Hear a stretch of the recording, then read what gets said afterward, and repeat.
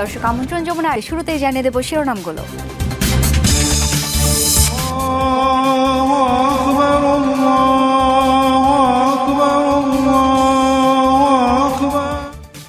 ধর্মীয় ভাব গাম্ভীর্যে সারা বিশ্বে উদযাপিত হচ্ছে ঈদুল আজহা। ত্যাগের মহিমা ও আল্লাহর সন্তুষ্টি লাভের আশায় পশু কোরবানি করছেন মুসলিমরা।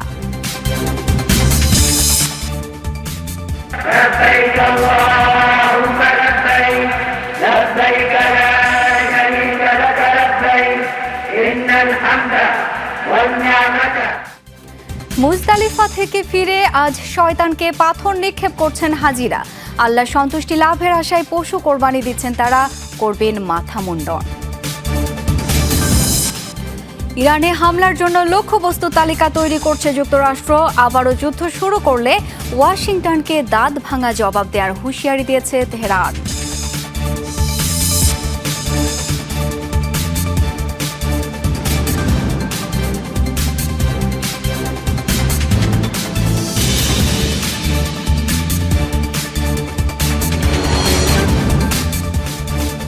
শিরোনামগুলো দেখছিলেন। আন্তর্জাতিক সব শীর্ষ খবর নিয়ে আপনাদের সাথে থাকছি আমি শাওন দত্ত। মধ্যপ্রাচ্য সহ বিশ্বের বেশিরভাগ দেশে আজ উদযাপিত হচ্ছে পবিত্র ঈদুল আজহা। ত্যাগের মহিমায় দিনটি পালন করছেন ধর্মপ্রাণ মুসলমানরা। সকালে ঈদ জামাতের পর আল্লাহ সন্তুষ্টি লাভের আশায় পশু কোরবানি দেন মুসল্লিরা। মুসলিমদের অন্যতম প্রধান এই ধর্মীয় উৎসবে শুভেচ্ছা জানিয়েছেন বিভিন্ন দেশের রাষ্ট্র ও সরকার প্রধান।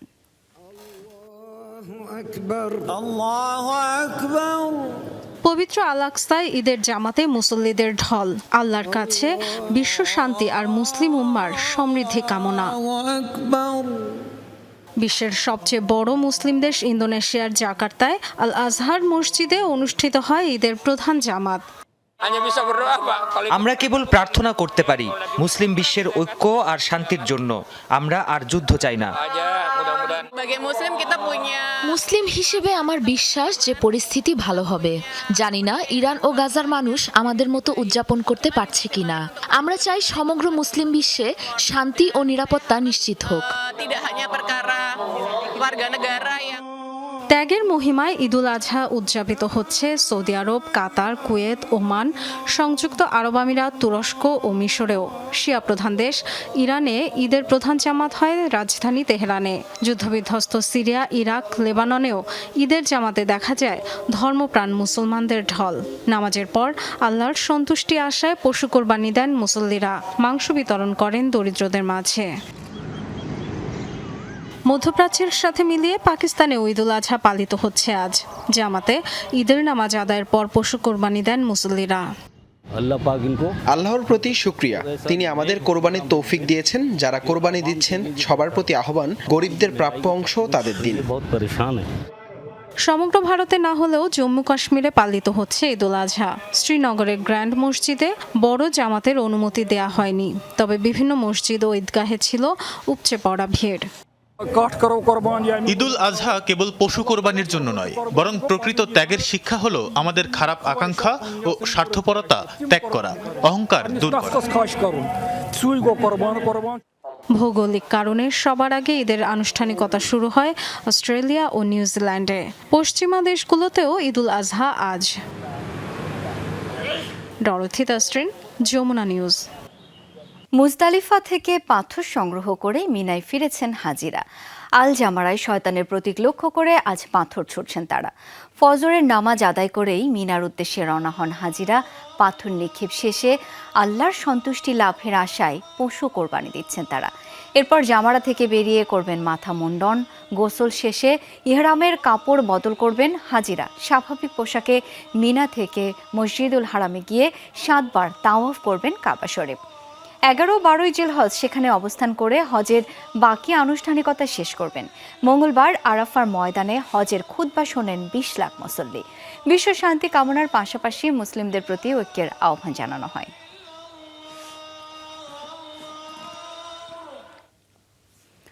ইসরায়েলি দখলদারদের কাছ থেকে নিরাপদ নয় কুরবানির পশুরাও। রাতের আধারে ফিলিস্তিনিদের খামার থেকে ছাগল ভেড়া চুরি করে নিয়ে যাচ্ছে ইসরায়েলিরা। এতে সর্বশান্ত হচ্ছেন পশ্চিম তীরের সাধারণ ফিলিস্তিনি খামারিরা। চলতি বছর ফিলিস্তিনিদের 4,000-এরও বেশি পশু চুরি করেছে দখলদাররা, যার বাজার মূল্য $50 লাখ বেশি।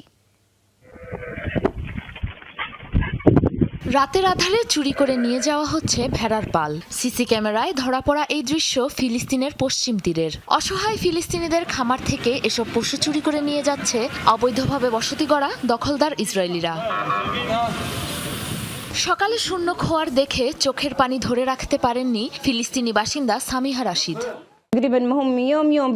কোরবানির এই মৌসুমে ভেড়া বিক্রি করে আমাদের সারা বছরের রুজি হতো। এখন আমাদের নিজেদের কোরবানি দেওয়ার মতো কিছু নেই। বাজারে বেচে দুটো পয়সা আয় করার মতো একটা ছাগল ভেড়াও অবশিষ্ট নেই। পরিকল্পিতভাবেই চলছে ফিলিস্তিনিদের গবাদি পশু চুরি। চলতি বছরেই প্রায় 4,000-এরও বেশি গবাদি পশু চুরি করেছে এই ইসরায়েলি দখলদারেরা, যার ফলে খামারিদের আর্থিক ক্ষতি ছাড়িয়েছে $50 লাখ বেশি। আমরা এখন যা দেখছি তা কেবল গবাদি পশু চুরির কোনো সাধারণ সংখ্যাগত হিসাব নয়, বরং এটি ফিলিস্তিনিদের উচ্ছেদ করার একটি সুনির্দিষ্ট নীলনকশা। খামারিদের অর্থনৈতিকভাবে পঙ্গু করাই এর মূল লক্ষ্য, যাতে তারা এই উর্বর ভূমি ছেড়ে যেতে বাধ্য হয়। শুধু গবাদি পশু চুরিই নয়, ফিলিস্তিনি শিশুদের মুখে পেপার স্প্রে মারা, ঘরবাড়িতে আগুন দেওয়া এখন নিত্যদিনের ঘটনায় রূপ নিয়েছে। গাজায় যুদ্ধ শুরুর পর থেকে অধিকৃত পশ্চিম তীরে ফিলিস্তিনিদের উপর ইহুদি দখলদারদের এই অত্যাচার এখন রূপ নিয়েছে প্রকাশ্য ইহুদি সন্ত্রাসে। সাবরিনা নুসরাত, যমুনা নিউজ। ইরানের দক্ষিণাঞ্চল ও হরমুজকে কেন্দ্র করে ফের মার্কিন হামলা জটিল করে তুলেছে শান্তি আলোচনার পরিস্থিতি। এবার পুনরায় যুদ্ধ শুরু করলে ওয়াশিংটনকে দাঁত ভাঙা জবাব দেওয়ার হুঁশিয়ারি দিয়েছে তেহরান। এবার সংঘাত শুরু হলে তা আঞ্চলিক সীমানা ছাড়িয়ে যাবে এমন হুঁশিয়ারি দিয়েছে তেহরান। অন্যদিকে ইরানে হামলার জন্য বিভিন্ন লক্ষ্যবস্তুর একটি তালিকা তৈরি করছে মার্কিন যুদ্ধ মন্ত্রণালয়। সোমবার ইরানের দক্ষিণাঞ্চলে হামলা চালায় মার্কিন বাহিনী। এ ঘটনার পর স্বাভাবিকভাবে অনিশ্চিত হয়ে পড়েছে ইরান যুক্তরাষ্ট্র শান্তি আলোচনা। এ অবস্থায় পুনরায় যুদ্ধ শুরু করলে ওয়াশিংটনকে দাঁত ভাঙা জবাব দেওয়ার হুঁশিয়ারি দিয়েছে তেহরান, যা ছাড়িয়ে যাবে আঞ্চলিক সীমানা। বিপ্লবী গার্ড বাহিনী IRGCর বরাতে এই তথ্য জানিয়েছে ইরানের রাষ্ট্রীয় গণমাধ্যম ফার্স নিউজ। এদিকে ইরানের বিষয়ে নিজ লক্ষ্যে অবিচল রয়েছেন মার্কিন প্রেসিডেন্ট ডোনাল্ড ট্রাম্প। আন্তর্জাতিক বিভিন্ন গণমাধ্যম বলছে, ইরানের হামলার জন্য বিভিন্ন লক্ষ্যবস্তুর একটি তালিকা তৈরি করেছে মার্কিন যুদ্ধ বিভাগ। তবে পুনরায় সামরিক অভিযান শুরু হলে লক্ষ্যবস্তুগুলো চিহ্নিত করে আঘাত করা আগের চেয়ে বেশি চ্যালেঞ্জিং হবে বলে আশঙ্কা করছে সংশ্লিষ্ট কর্মকর্তারা। এদিকে যুক্তরাষ্ট্রের কাছে আত্মসমর্পণ করলেও এই যুদ্ধকে ইরানের উজ্জ্বল বিজয় হিসেবেই চিহ্নিত করবে তথাকথিত কিছু গণমাধ্যম। মঙ্গলবার ট্রুথ সোশ্যালে এমন বিদ্রুপাত্মক পোস্ট করেন মার্কিন প্রেসিডেন্ট। ইরান যদি আত্মসমর্পণ করে, স্বীকারও করে নেয় যে তাদের নৌবাহিনী ধ্বংস হয়ে গেছে, বিমান বাহিনী নেই, পুরুষ সামরিক বাহিনীও যদি অস্ত্র ফেলে হাত উপরে তুলে বের হয়ে আসে, আত্মসমর্পণের নথিপত্র সই করে যুক্তরাষ্ট্রের কাছে পরাজয় মেনে নেয়, তবুও কিছু গণমাধ্যম এটিকে যুক্তরাষ্ট্রের বিরুদ্ধে ইরান দক্ষ এবং উজ্জ্বল বিজয় বলে আখ্যা দিবে। মঙ্গলবার হরমুজের কাছাকাছি ইরানের জলসীমায় মাইন স্থাপনের চেষ্টায় নিয়োজিত নৌকাগুলোকে লক্ষ্য করে হামলা চালানোর দাবি জানিয়েছে মার্কিন সেন্টকম, যার পাল্টা জবাব দেওয়ার কথাও জানিয়েছে IRGC। বেশ কয়েকজন হতাহতের খবরও নিশ্চিত করেছে ইরানি গণমাধ্যম। হরমুজের অবরোধ প্রত্যাহার না করার আহ্বান জানিয়ে ইরানি পার্লামেন্ট বরাবর একটি চিঠি পাঠিয়েছেন পররাষ্ট্র মন্ত্রণালয়ের মুখপাত্র। IRGCর মন্তব্য, প্রণালী পুনরায় উন্মুক্ত করতে ওয়াশিংটনের উদ্দেশ্য নাকাল হয়েছে কৌশলগত পরাজয়ের মধ্য দিয়ে। হুঁশিয়ারি এসেছে, অস্ত্রসজ্জিত অবস্থায় অপেক্ষা করছে বিপ্লবী গার্ডের নৌবাহিনী। হামলা করতে এলে সমাধিস্থলে পরিণত করা হবে উপকূলীয় অঞ্চল। সাবরিনা নুসরাত, যমুনা নিউজ। যুক্তরাষ্ট্রের একটি MQ-9 রিপার ড্রোন ভূপাতিতের দাবি করেছে ইরানের বিপ্লবী গার্ড বাহিনী IRGC। নিজস্ব সংবাদ মাধ্যম সেফা নিউজে প্রকাশিত এক বিবৃতিতে এই তথ্য জানিয়েছে IRGC বাহিনী। জানানো হয়, গেল মাসে কার্যকর হওয়া যুদ্ধবিরতি লঙ্ঘন করেছে মার্কিন বাহিনী, তাই পাল্টা প্রতিক্রিয়া জানানোর অধিকার রয়েছে তাদের। বিবৃতিতে মার্কিন সেনাবাহিনীকে আগ্রাসী বলেও উল্লেখ করা হয় IRGC। আইআরজিসি জানায় ইরানের আকাশ সীমায় একটি মার্কিন RQ-4 গ্লোবাল হক নজরদারি বিমান ও একটি F-35 যুদ্ধ বিমান শনাক্ত করেছে তারা। পরে গুলি ছুড়ে সেগুলোকে পিছু হটতে বাধ্য করে তারা। এই বিষয়ে এখনো কোনো মন্তব্য জানায়নি হোয়াইট হাউস। ঈদুল আজহার একদিন আগে লেবানন ও গাজায় ভয়াবহ তাণ্ডব চালিয়েছে ইসরায়েল। লেবাননে যুদ্ধবিরতি উপেক্ষা করে IDF এর হামলায় নিহত হয়েছে 31 জন। স্থল অভিযানের পরিধি আরও বৃদ্ধির ঘোষণা দিয়েছেন প্রধানমন্ত্রী বেনিয়ামিন নেতানিয়াহু। গাজায় ইসরায়েলি বাহিনীর হামলায় প্রাণ হারিয়েছে কমপক্ষে 11 জন। গাজায় আনন্দবিহীন আরও একটি ঈদ। উদযাপন দূরে থাক, স্বাভাবিক জীবনযাপনের সুযোগটুকুও নেই। ঈদের আগের দিনও বড় ধরনের হামলার শিকার খান ইউনিস ও গাজা সিটি।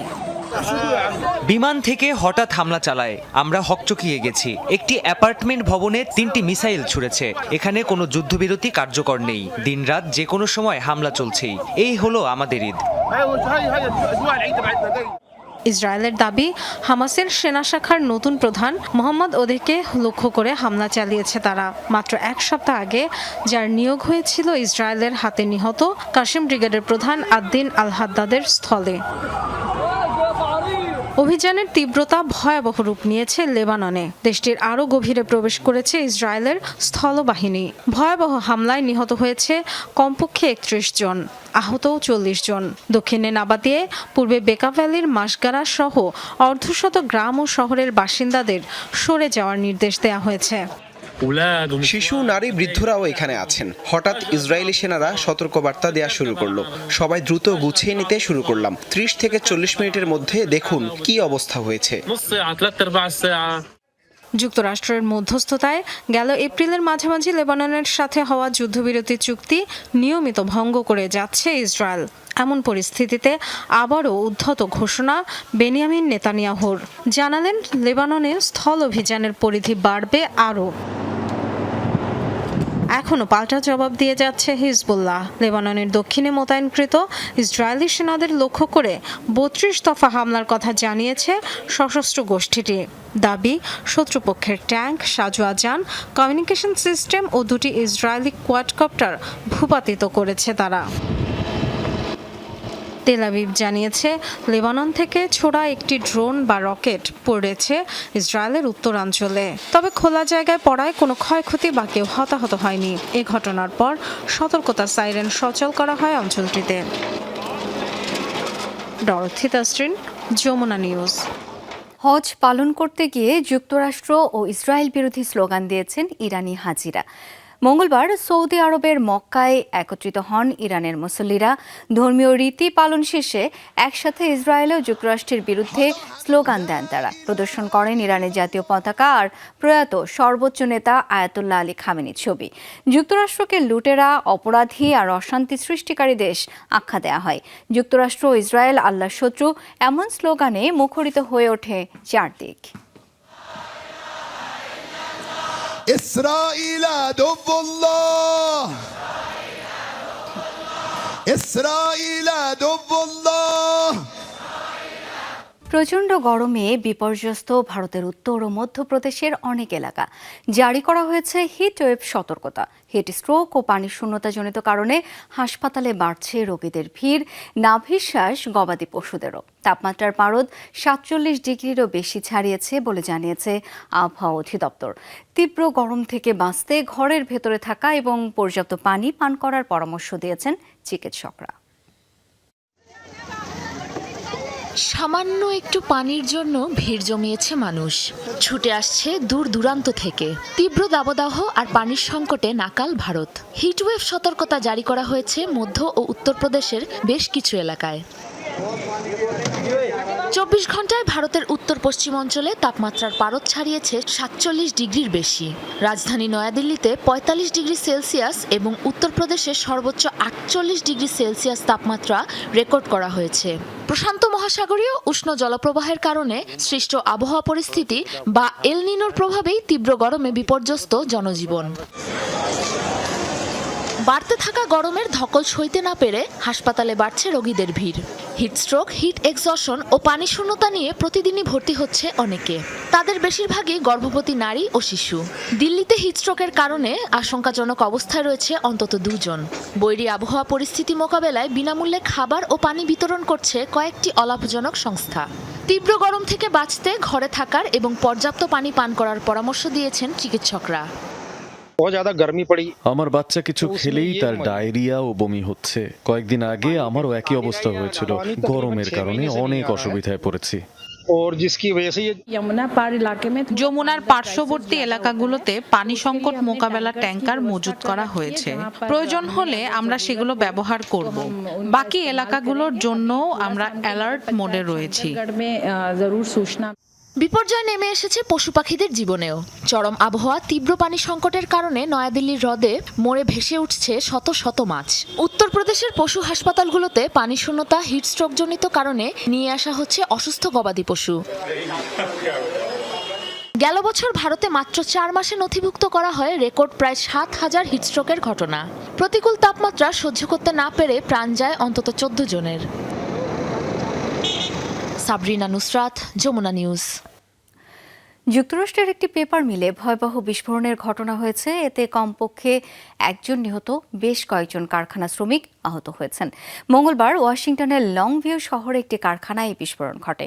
এক বিবৃতিতে মিল কর্তৃপক্ষ জানায়, স্থানীয় সময় সকাল 7টা নাগাদ হোয়াইট লিকার রাসায়নিক দ্রবণ ভর্তি একটি ট্যাঙ্ক ফেটে যায়। চারদিকে ছড়িয়ে পড়ে এই দ্রবণে মিশ্রিত ক্ষতিকর সোডিয়াম হাইড্রক্সাইড ও সোডিয়াম সালফাইড। এই কেমিক্যাল শরীরে লেগে পড়ে যায় অনেকের শরীর। বিষাক্ত গ্যাসে শ্বাসকষ্টজনিত জটিলতায় পড়েন। পরিস্থিতি নিয়ন্ত্রণ আর আহতদের উদ্ধারে অভিযান চালায় জরুরি বিভাগ। গুরুতর অবস্থায় হাসপাতালে নেওয়া হয় কয়েকজনকে। রাসায়নিক ছড়িয়ে পড়ায় ঘটনাস্থল থেকে সবাইকে দূরে থাকার আহ্বান জানায় কর্তৃপক্ষ।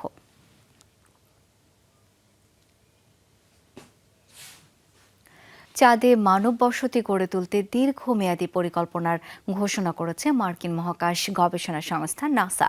মঙ্গলবার সংবাদ সম্মেলনে এর বিস্তারিত তুলে ধরেন নাসার কর্মকর্তারা। জানানো হয়, 2029 সালের মধ্যে চাঁদের মাটিতে পৌঁছাবে মোট 25টি রকেট। পাঠানো হবে বেশ কিছু রোবট, ড্রোন আর বিশেষ যান। এসবের মাধ্যমে চাঁদের ভূপ্রকৃতি বিশ্লেষণ আর ম্যাপিং করা হবে। এরপর 2032 সালের মধ্যে গড়ে তোলা হবে নভোচারীদের বাস উপযোগী মুন বেস। সভ্যতার সূচনালগ্ন থেকেই পৃথিবীর একমাত্র উপগ্রহ চাঁদে বসতি গড়ে তোলার স্বপ্ন দেখে আসছে মানবজাতি। সেই স্বপ্নের পথেই যেন আরও এক ধাপ এগিয়ে গেল মার্কিন গবেষণা প্রতিষ্ঠান নাসা। মঙ্গলবার সংবাদ সম্মেলনে এ নিয়ে বিস্তারিত পরিকল্পনা তুলে ধরা হয়। জানানো হয়, একাধিকবার মিশন পরিচালনা করে চাঁদে রোবোটিক ল্যান্ডার, হপিং ড্রোন এবং বিশেষ যানসহ বিভিন্ন সরঞ্জাম পাঠানো হবে। সহযোগিতা ও অর্থায়ন করবে ব্লু অরিজিন সহ বেশ কয়েকটি বেসরকারি প্রতিষ্ঠান। এই মুনবেস তৈরি হলে আরও দীর্ঘ সময় চাঁদে অবস্থান করে বৈজ্ঞানিক অনুসন্ধান চালাতে পারবেন নভোচারীরা। এই মুন বেস হবে আর্টেমিস নভোচারীদের মূল ঠিকানা। দীর্ঘদিন সেখানে অবস্থান করে চাঁদের বুকে একটি স্থায়ী ঘাঁটি গড়ে তুলতে কাজ করবেন তারা। রোবট আর বিশেষ যানবাহনে আরও দূরবর্তী এলাকাগুলোয় অনুসন্ধান চালাবেন। এতে মহাকাশ গবেষণার নতুন দিগন্ত উন্মোচিত হবে। নাসা বলছে, চাঁদে ঘাঁটি গড়ার কার্যক্রম মোট 3টি ধাপে সম্পন্ন হবে। প্রথম ধাপে রোবোটিক ল্যান্ডার ও লাফিয়ে চলতে সক্ষম ড্রোন পাঠানো হবে চন্দ্রপৃষ্ঠে। পাঠানো হবে দূরবর্তী জায়গাগুলোতে নভোচারীদের বহনকারী বিশেষ যান। মোট 25টি রকেটে 4 মেট্রিক টন পেলোড পৌঁছাবে চাঁদের মাটিতে। 2029 সাল অবধি সেখানে অনুসন্ধান আর ম্যাপিং করবে এসব রোবট ও ড্রোন। নাসার হয়ে এসব যন্ত্রপাতি তৈরির দায়িত্ব দেওয়া হয়েছে ব্লু অরিজিন আর অ্যাস্ট্রোবোটিক সহ বেশ কয়েকটি প্রতিষ্ঠানকে। দ্বিতীয় ধাপে চাঁদের মাটিতে পারমাণবিক ও সৌর বিদ্যুৎ কেন্দ্র গড়ে তুলবে নাসা। এরপর 2032 সালের মধ্যে মানুষের বসবাস উপযোগী সেমি পার্মানেন্ট বেস তৈরি করা হবে। ঘাঁটি তৈরিতে চাঁদের দক্ষিণ মেরুকে বেশি প্রাধান্য দিচ্ছেন নাসার গবেষকরা, কারণ সেখানে জমে থাকা বরফ থেকে পানি আর অক্সিজেন তৈরি করার সম্ভাবনা রয়েছে। বিশেষজ্ঞরা বলছেন, মানুষকে নিরাপদে চাঁদে নিয়ে যেতে পারবে এমন মহাকাশযান সময়মতো নাসা তৈরি করতে পারে কিনা সেটির ওপর নির্ভর করছে পুরো পরিকল্পনাটি। এ কার্যক্রমের জন্য মোট $2,000 কোটি ব্যয় ধরেছে মার্কিন মহাকাশ গবেষণা সংস্থাটি। প্রাণপ্রতিম কুণ্ডু, যমুনা নিউজ। পূর্ব প্রশান্ত মহাসাগরে মাদক পাচারের অভিযোগ তুলে আরও একটি নৌযানে হামলা চালিয়েছে মার্কিন বাহিনী। এতে কমপক্ষে একজন নিহত হয়েছে বলে নিশ্চিত হয়ে গেছে। সামাজিক মাধ্যমে অভিযানের ভিডিও প্রকাশ করেছে মার্কিন সাউদার্ন কমান্ড। ভিডিওতে দেখা যায় একটি স্পিড বোট পানির উপর দিয়ে তীব্র গতিতে ছুটে যেতেই হঠাৎ হামলা চালায় মার্কিন বাহিনী। আগুন ধরে যায় নৌযানটিতে।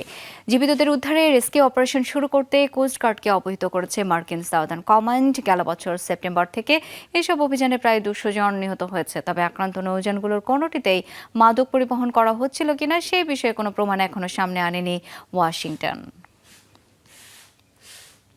প্রবল বন্যায় আটকা পড়া প্রাইভেট কার থেকে শিশুকে উদ্ধার করে সাড়া ফেলে দিয়েছেন এক মার্কিন পুলিশ কর্মকর্তা।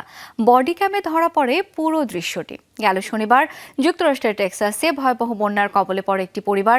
তীব্র স্রোতের মাঝে আটকা পড়ে তাদের গাড়ি। বিষয়টি বুঝতে পেরে প্রচণ্ড বৃষ্টি আর স্রোতের মাঝে হেঁটে গাড়ির দিকে এগিয়ে যান ওই কর্মকর্তা। শিশুটিকে উদ্ধার করে পানিরোধক জ্যাকেট দিয়ে ঢেকে নিরাপদ স্থানে নিয়ে যান। পরে জরুরি বিভাগের কর্মীরা উদ্ধার কাজে নামেন।